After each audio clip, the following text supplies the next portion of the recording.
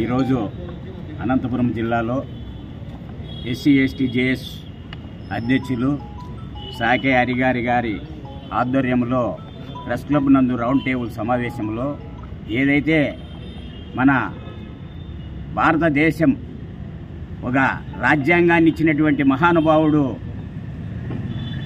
అంబేద్కర్ గారిని పార్లమెంటులో భారత రాజ్యాంగం రాసినటువంటి రాజ్యాంగంలో ఉండబడినటువంటి రాజ్యాంగంలో గెలిచి ఆయన ఒక హోంశాఖ మంత్రిగా ఉన్నటువంటి అమిత్ షా గారు ఎంత నీచమైన మాట మన భారతదేశానికి ఒక రాజ్యాంగం ఇచ్చినటువంటి అంబేద్కర్ను మాట్లాడడము ఇంతమంది భారతదేశంలో ఉండబడిన ప్రజలందరితోనూ ప్రతి నోట ఆయన తిట్టించుకోవడము అనిపించుకోవడము ఆయనకి ఏమన్నా బాగుందా అని చెప్పని నేను ఆయన ప్రశ్నిస్తున్నాను.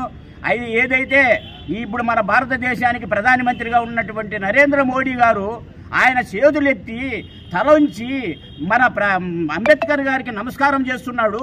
ఆయనకు అదన్నా తెలియదా?